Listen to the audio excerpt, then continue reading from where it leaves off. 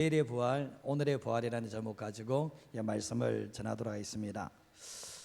우리가 이제 기독교 절기 중에 최고의 절기가 있다면 성탄절이겠죠. 그리고 부활절입니다. 예수님께서 이 땅에 오시고 또 십자가에 죽으시고 3일 만에 부활하신 이 부활절이 최고의 절기라고 말할 수가 있는데, 우리가 역사는 시간에 따라서 시간의 순서 따라 흐르게 되는데, 우리가 시간을 구분할 때 과거, 현재, 미래 이렇게 구분을 하게 되죠. 과거는 현재에 영향을 미치게 되고 현재는 미래에 영향을 미친다는 것을 알게 됩니다. 우리가 지난 2주 동안에 교회에서 어르신들이 이제 신앙 회복을 위한 기도회를 가지게 되었습니다. 새벽에. 그러나 지난 주간은 특별히 고난주간 특별 새벽 기도도 겸하여서 드리게 되었는데, 우리 인생길을 걸어갈 때 예수님께서 내 삶의 전부가 되신다, 예수님께서 내게 생명을 주셔서 내가 예수님께서 내 삶의 전부가 된다는 것은, 주님을 따라가는 삶을 살아간다는 것은 저절로 되지 않는다는 것을 알게 됩니다. 우리가 신앙생활할 때 예수님께서 우리를 살리기 위해서 자기의 생명을 버리셨다는 것은 예수님께서 우리의 삶에 모든 것 되어주셨다는 거거든요. 그러면 우리가 우리의 삶에도 예수님께서 내게 생명 주셨으면 내가 생명을 다해서 주님을 사랑한다는 것은, 주님을 따라간다는 것은 말처럼 쉬운 것은 아니라는 것을 알게 되는데, 거룩한 몸부림을 치지 않으면 안 된다는 것을 알게 됩니다. 우리 애들도 공부를 하지만 학교에서 공부할 때 정말 적당하게 놀고 적당하게 생활하면 다른 애들보다 더 공부 잘할 수는 없어요. 그러나 거룩하게 최선을 다해서 공부하는 사람들만이 공부를 잘할 수 있다는 것 또한 알게 되는 것처럼, 우리가 신앙생활할 때 예수님의 십자가가 있기 때문에 부활이 있는 거잖아요. 그래서 우리는 날마다 예수님의 십자가를 생각하면서 부활을 생각하면서 끝까지 믿음의 길을 잘 달려갈 수 있는 하나님의 사람 되시기를 간절히 소원합니다. 자, 오늘 말씀 첫 번째로 하시는 게 뭔가 같이 한번 읽어볼까요? 어제의 부활, 예수님의 십자가의 죽음과 부활 사건은 역사적 사실입니다. 예수님께서 십자가에 죽으시고 부활하는 사실은 2000년 전의 일입니다. 이게 뭡니까? 과거의 사건, 어제의 사건이라는 것을 알게 되는데, 근데 이것이 허상인가 허구인가 아니라 역사적 사실이라는 것을 알게 됩니다. 제가 이제 학습 세례식 공부할 때 가끔 이런 질문을 합니다. 이번에도 찬빈에게 질문했죠. 찬빈에게 이순신 장군이 있었다는 거 믿냐 그러니까 믿는데요. 그래서 이순신 장군이 어떻게 보지도 않았는데 어떻게 믿어 얘기하니까, 그럼 뭡니까? 공부를 통해서 배웠고 또 역사적 유적지가 있으니까 이순신 장군이 있다는 것을 믿는다는 거죠.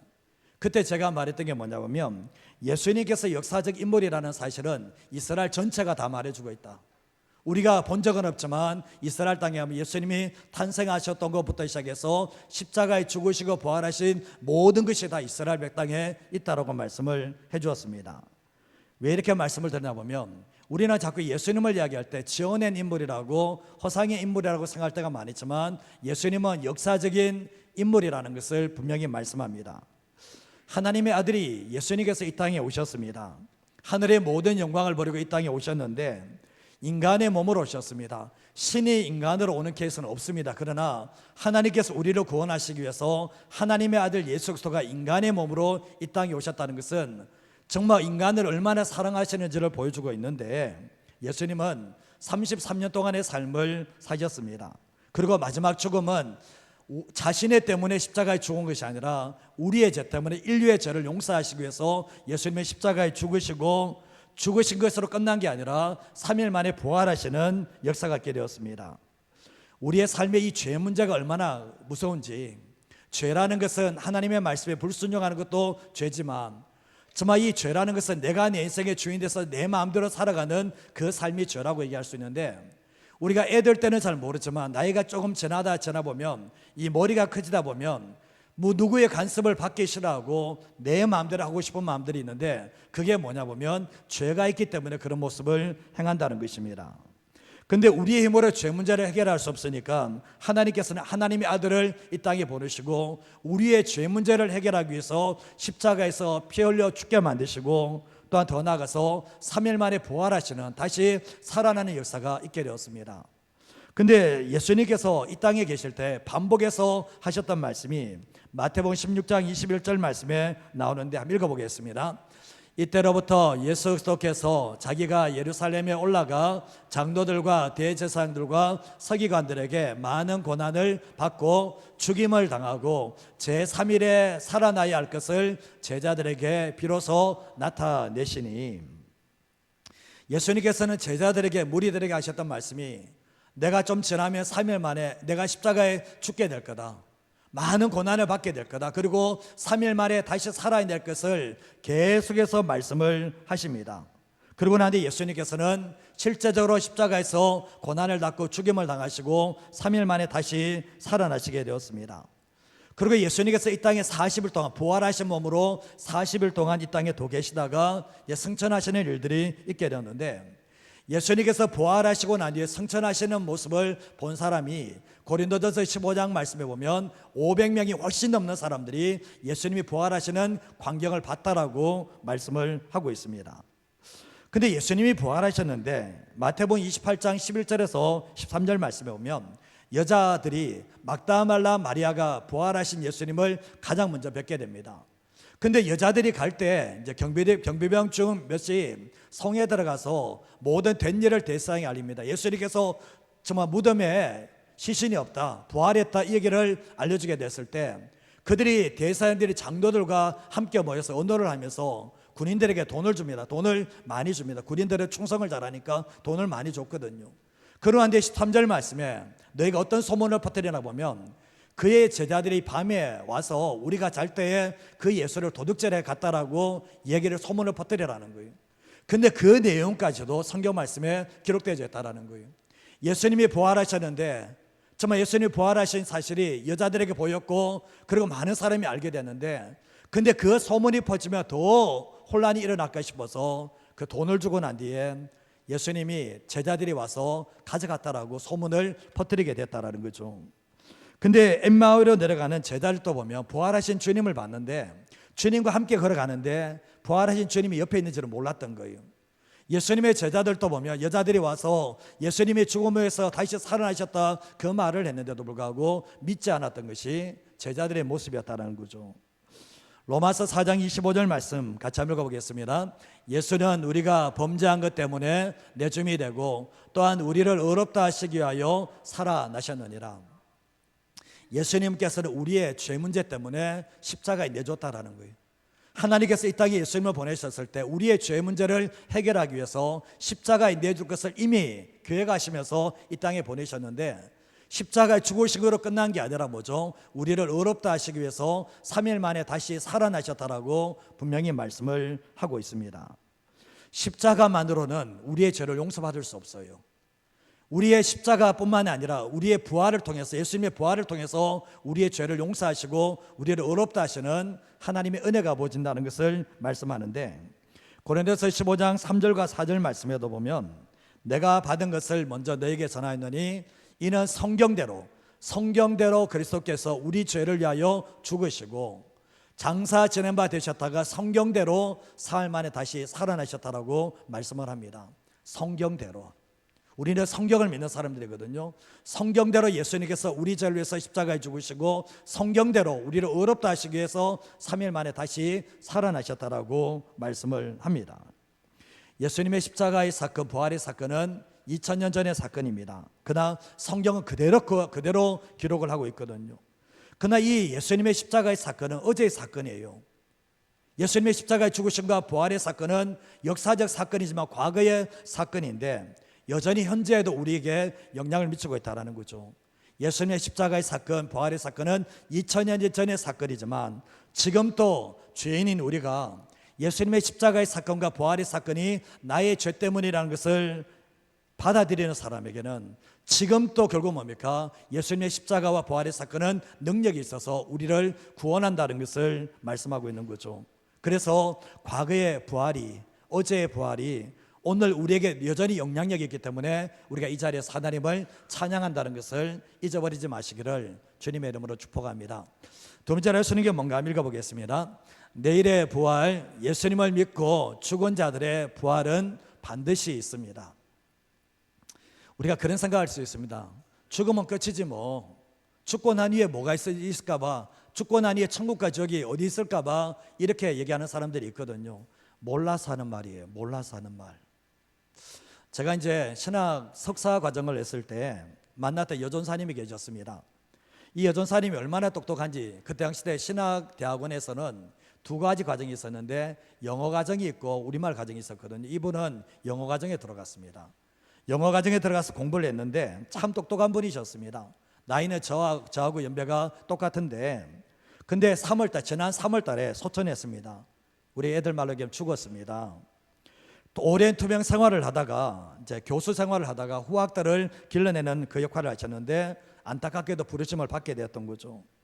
우리나라가 탁월한 의술을 가지고 있음에도 불구하고 사람을 살려내지 못했는데 하나님께서 부르셔서 영원한 천국에 들어가게 되었습니다. 그러나 많은 분들이 이제 페이스북에 남겼는데 그 여자 교수님에게 배웠던 제자들이 선생님이 보지 못하니까, 그리고 또한 이 선생님, 이 교수님이 돌아가셨을 때 자기가 돌아가고 난 뒤에 페이스북에 남길 수 없잖아요. 그래서 자기 동생이, 자기 누님이 돌아가셨다는 것을 남기게 되었을 때 많은 사람들이 애도하면서 천국에서 평안히 쉬시고 천국에서 뵙겠습니다, 이렇게 글을 남겼거든요. 우리가 가만히 생각해 보면 부활이 없고 천국이 없다면 이렇게 글을 남길 수 없겠죠. 부활을 믿기 때문에, 천국을 믿기 때문에 이런 글을 남기게 되는데, 이제 죽음의 문제는 나이 많은 사람의 문제만이 아니에요. 나이가 어린 애들도 결국은 죽음을 당하고 사고를 통해서, 질병을 통해서 죽는 시대가 오늘날의 시대라는 것을 모르는 사람은 아무도 없다라는 거죠. 죽음은 어느 누구에게나 다 찾아온다는 것을 알게 되는데, 히브리서 9장 27절 28절 말씀에도 보면 한 번 죽는 것은 사람에게 뭐라고요? 정해진 것이라는 거예요. 이거는 바꿀 수 없다라는 거예요. 그 이후에는 심판이 있다라고 말씀을 하면서 이와 같이 그리스도도 많은 사람의 뭘 담당하신다고요? 죄를 담당하시려고 단번에 들으신 바 되셨고, 구원에 이르게 하기 위해서 죄와 상관없이 자기를 받아들이는 사람에게 두 번째 재림하시겠다라고 분명히 말씀을 하고 계십니다. 누가복음 16장 말씀에 보면 22절에 24절 말씀을 보시면 거지가 죽고, 그리고 거지 나사로가 죽고 부자도 함께 죽게 되는데, 거지는 천사들에 받들려서 아브라함의 품에 즉 낙원 천국에 올라가고, 부자가 죽어서 장사되는데 음부 지옥에서 고통 중에 눈을 들어 멀리 있는 아브라함과 그의 품에 있는 나사로를 보게 됩니다. 그때 24절 말씀 뭐라고 요청하나 읽어볼까요? 불러 이르되 아버지 아브라함이여 나를 긍휼히 여기사 나사로를 보내어 그 손가락 끝에 물을 찍어 내 혀를 서늘하게 하소서. 내가 이 불꽃 가운데서 괴로워하나이다. 이 말씀을 하는데, 지옥이라는 것은 물 한 방울도 없는 것이에요. 하나님의 자비가 완전히 거쳐진 건 더 이상의 기회가 없는 것이 지옥이라는 것을 말씀하고 있는데, 부자는 이 땅에서 참 잘 살았습니다. 하나님 없는 잘 사는 삶을 살았고, 죄 짓는 삶을 살았고, 내가 내 인생의 주인 된 삶을 살았고, 돈이 내 인생의 주인 된 삶을 살았던 그 결과가 뭐냐? 거지 나사로가 가난했기 때문에 천국 간 게 아니라 거지 나사로 누구를 믿었냐는 거 중요하거든요.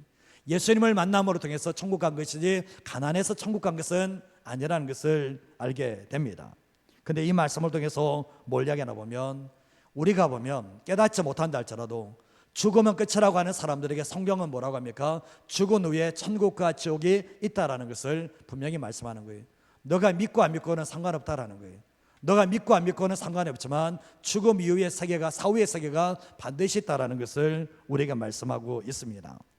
부활이 없다고 믿고 살아가는 사람들은 결국 뭡니까? 지옥에 가서 자신의 어리석음을 깨닫는 일들이 있다라고 말씀하는데, 오늘 고린도전서 15장 12절과 13절 말씀에 보면 그리스도께서 죽은 자 가운데서 다시 살아나셨다 전파되었거늘 너희 중에서 어떤 사람들은 어찌하여 죽은 자 가운데서 부활이 없다는 이야기가 있습니다. 주님께서 죽은 자 가운데 살아나셨는데 왜 어떤 사람들은 죽은 자 가운데서 부활이 없다라는 사람이 있었는데, 13절 말씀에도 보면 만일 죽은 자의 부활이 없으면 그리스도도 다시 살아나지 못하셨으리라고 말씀을 합니다. 이 말씀은 무엇입니까? 예수님께서 부활하신 것처럼, 다시 살아나셨던 것처럼, 사망의 죽음의 역사를 깨시고 살아난 것처럼 그리스도인의 부활도 있다라는 것을 분명히 말씀하고 있습니다. 부활이 없다면, 예수님이 십자가에 죽으시고 부활한 것이 없다면, 다시 살아난 것이 없다면 우리의 믿음도 없것이고, 우리가 여전히 죄 가운데 있는 것이고, 우리가 증거하는 것도 다 거짓말이고, 정말 예수님께서 십자가에 다시 살아가시고 부활해서 이것을 전하는 것도 다 거짓말이 되는 것이고, 그리고 더 나아가서 우리가 전파하는 것도 거짓이고, 우리가 19절과 20절 말씀을 보시면 만일 그리스도 안에서 우리가 바라는 것이 다만 이 세상의 삶뿐이면 모든 사람들 가운데 우리가 더욱 불쌍한 자가 된다라고 말씀을 합니다. 그러면서 20절 말씀에 하시는 것이 그러나 이제 그리스도께서 죽은 자 가운데서 다시 살아나서 잠자는 자는 죽은 자들 얘기합니다. 죽은 자들의 첫 열매가 되셨다라고 분명히 말씀하고 있습니다. 예수 믿는 사람들은 이 땅에만 바라보지 않아요. 예수 믿지 않은 사람은 이 땅의 삶만 이 땅에서 잘 사는 것만 바라보거든요. 제가 그런 얘기 하잖아요. 예수님을 믿는 부모가 내 자녀들이 예수 믿는 것에 대해서 관심이 없다라는 것은 치명적인 죄입니다. 이게 정말 뭘 얘기하나 보면 예수 믿는 사람은 죽음 이후에 부활이 있다는 걸 알아요. 죽음 이후에 부활이 있다는 걸 안다면 이 땅의 삶의 전부가 아니라는 걸 알게 되잖아요. 그러면 우리의 삶을 살아갈 때도 결국 뭡니까? 만약 이 땅의 삶이 전부라고 믿는다면 예수 믿지 않은 사람보다 우리가 더 불쌍한 자예요. 교회 와서 예배드리고 하는 것들이 아무런 의미가 없는 거잖아요. 그러나 예수님께서 예수님 뭡니까? 지금 우리가 걱정하지 마셔야 될 게 뭐냐면 예수님께서 죽어서 다시 살아나심으로 말미암아 잠자는 자들, 죽은 자들의 첫 열매가 되셨다는 게 뭐냐면 죽은 자들도 다시 부활한다는 것을 우리에게 말씀하고 있다라는 거죠. 제가 처음에 말씀드렸지만 아이들이든 어른이든 상관없이 다 죽습니다. 죽음의 문턱을 넘어갈 수는 없어요. 그러나 내일의 부활이 우리에게 있는 거죠. 예수 믿고 이 땅 너머의 천국을 바라보며 신실하게 주님의 길을 걸어가는 사람들에게 영원한 천국이 있다는 것을 확신하며 믿으며 살아가는 삶 되시기를 바랍니다. 우리는 삶을 살아갈 때 죽음 이후를 생각하지 않는 사람들이 있습니다. 죽음 이후를 생각하지 않는다는 것은 죽음 이후를 준비하지 않는다는 거예요. 준비하지 않기 때문에 생각을 하지 않는 거거든요. 그래서 예수 믿는 사람들은 항상 예수님께서 부활하셔서 죽음이 끝이 아니라 부활이 있다는 것을 입증하셨던 것처럼 우리의 삶 가운데서도 죽음이 끝이 아니라 이 세상이 끝이 아니라 이 땅 너머에 영원한 천국이 있다는 것을 항상 확신하며 믿으며 살아가는 저와 여러분의 삶이 되시기를 주님의 이름으로 축복합니다. 한 가지만 더 말씀을 드리겠습니다. 같이 한번 읽어보겠습니다. 오늘의 내일의 부활을 믿는다면 오늘 부활의 삶을 살아가야 합니다. 부활을 믿는 사람, 예수님이 십자가에 죽으시고 3일 만에 부활을 믿는 사람이 부활이 없는 사람들처럼 살아가면 어떻게 되는 겁니까? 부활을 믿는다고 그러면서 내 삶을 살아갈 때는 부활이 없는 것처럼 살아가는 사람들이 있거든요. 참 이게 그런 거예요. 이 땅이 전부의 것처럼 살아가는 사람들은 부활을 믿는다고 얘기하지만 실제적으로 부활의 삶을 살지 않기 때문에 그 사람은 부활을 믿지 않는 사람이 된다라는 거예요. 이제 신앙 회복을 위해서 이제 새벽 기도를 가지게 되었는데 간단하게 한 자매를 제가 소개를 해드렸던 적이 있어요. 이 한 자매가 이제 서울대학교를 졸업하고 미국으로 유학을 갔습니다. 미국에 유학 가서 미국에서 교수 되기 위해서 십몇 년의 세월들을 거기에서 이제 최선을 다하게 됐는데 이제 마지막 이번에 교수가 되지 않으면 한국으로 돌아가야 될 상황 가운데 있었습니다. 근데 마지막에 이제 교수가 됐어요. 미국에 주립대 이제 교수로 들어가게 됐는데 또 교수로 되고 난 뒤에 이제 미국에서 만난 미국 사람 형제를 만나서 결혼을 하게 되는데 정말 우리나라 사람도 아닌데 신앙생활 참 잘하는 그 모습을 보고 이 배우자를 선택을 하게 되었는데 근데 이 미국 형제 할아버지 할머니가 부자예요. 그 자기의 부모도 부자예요. 이 자매의 어머니가 자기에게 얘기해 주는 거예요. 근데 미국에서는 고등학교 졸업하고 난 이후에 자신이 알아서 살아야 돼요. 부모에게 손을 벌리지도 않고 부모가 도움을 주지도 않아요. 근데 이 형제도 좋은 대학에 들어가서 정말 등록금 모두 다 학자금 대출을 받아서 자기가 다 냈습니다. 금액이 어마어마해서 졸업하고 나온 뒤에 좋은 직장에 다님에도 불구하고 아직도 그 학자금 대출을 여전히 갚고 있다라고 얘기하더라고요. 결혼을 하는데 부모님께서 하나도 10원도 도움을 안 주는 거예요. 10원도 도움을 안 주는데 신혼집을 구하는데 돈이 없으니까 가장 싼 집에 원룸과 같은 이 집을 구해서 신혼 생활을 시작한다라고 얘기를 하더라고요.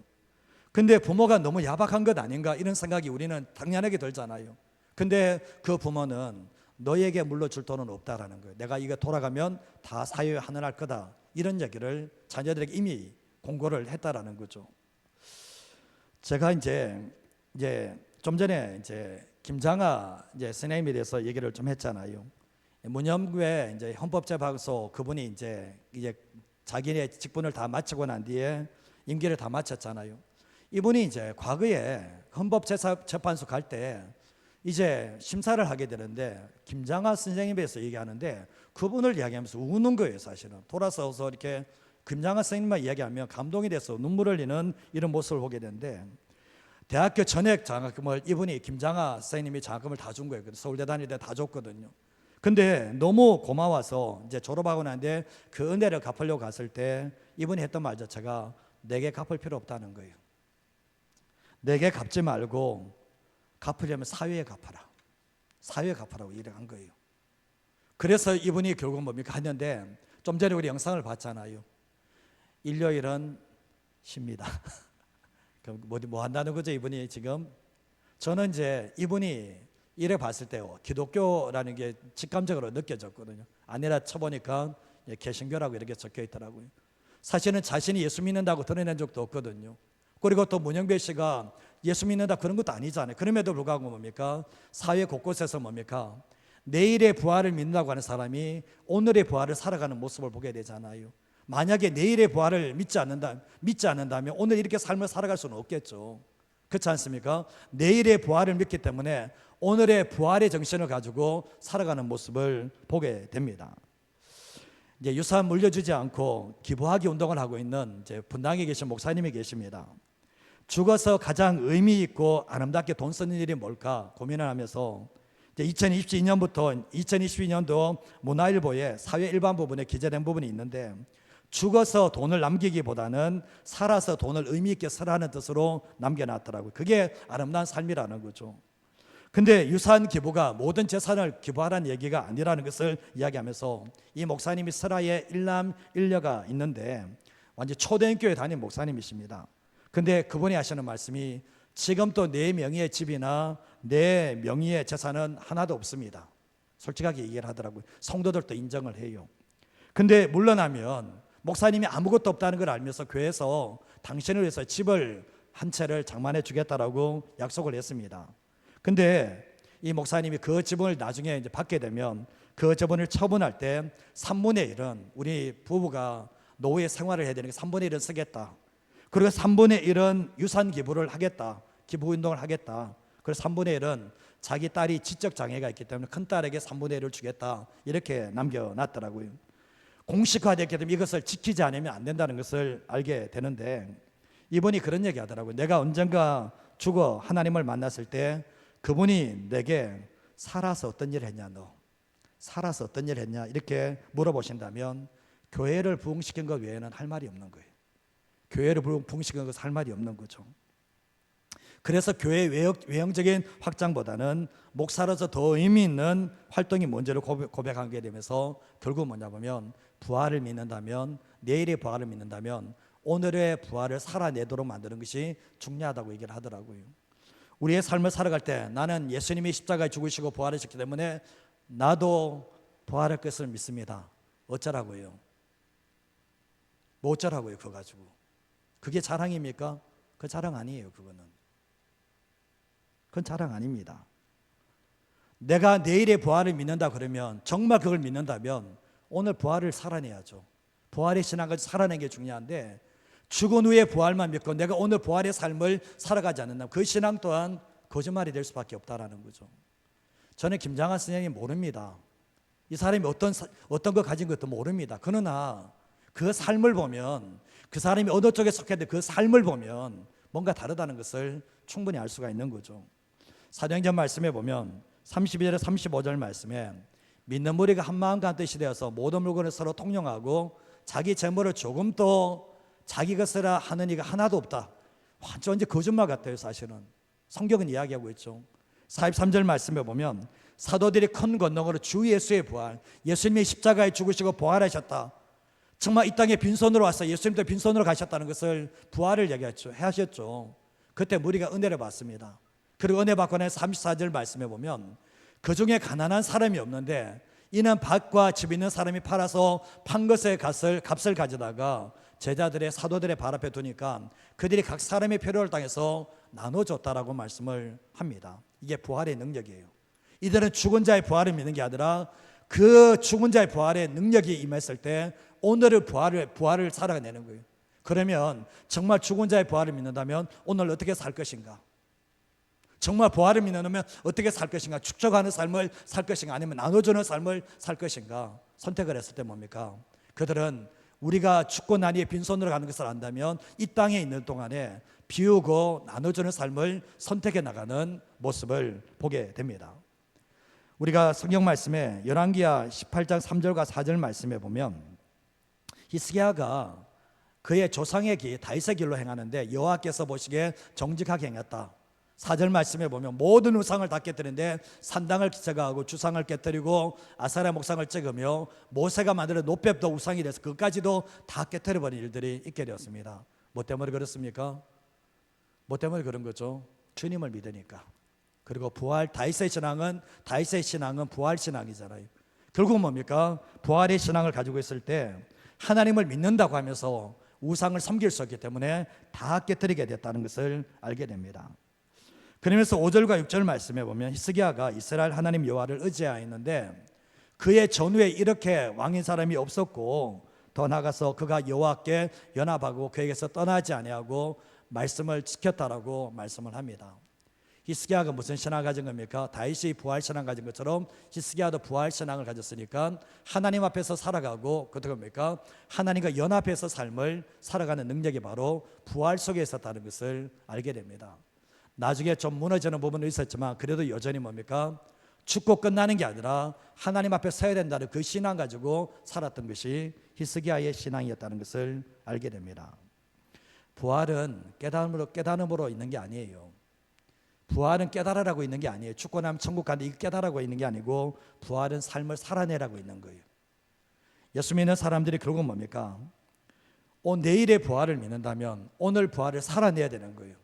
저는 교회 안에서 노인네가 많으시면 안 돼요. 어른이 많아야 돼요. 노인이 많은 게 아니라 어른이 많아야 돼요. 다음 세대를 일으킬 수 있는, 다음 세대 뒤dom대로는 어른이 많으셔야 돼요. 김장은 선생님 어른이라 그러잖아요. 오늘날은 뭐 노인은 참 많아요. 그런데 어른이 없어요. 어른. 그게 오늘날의 비극적인 현실이거든요.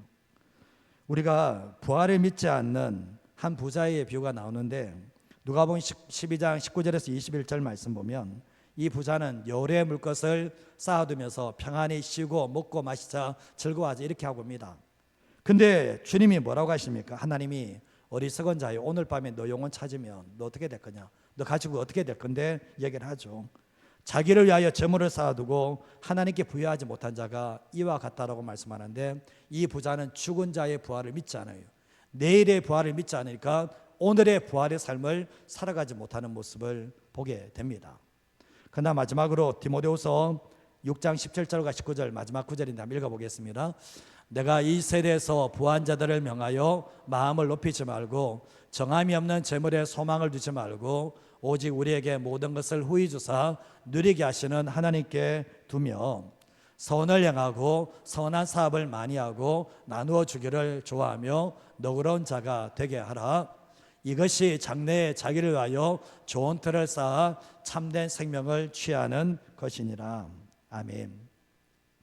부활의 소망을 가진 사람, 내일의 죽은 자의 부활을 이제 확신하는 사람들은 어떻게 살아는가? 17절 말씀이면 정함이 없는 재물에 소망 두지 말라는 거예요. 다 죽으면 끝나는 문제를 그게 소망 두지 말라는 거예요.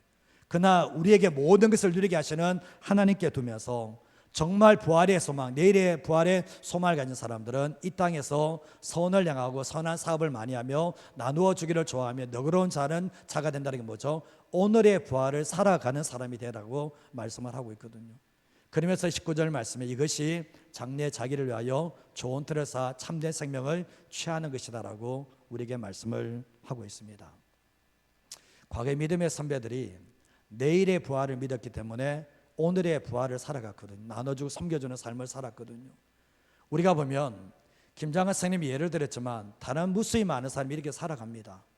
자기 인생이 자기 것이라 생각하지 않고 모으는 데만 축적하면서 내 자녀들에게만 나눠주고 이런 어리석은 삶을 살아가는 게 아니라 정말 하나님께서 내게 주신 것을 가지고 하나님 앞에 갔을 때 빈손으로 간다는 것을 알며 이 땅 삶 속에서 하나님께서 내게 주신 것을 나눠주는 삶을 살아가는 사람들이 바로 오늘 부활을 살아가는 사람들의 모습이라는 것을 우리에게 말씀하고 있는 거예요.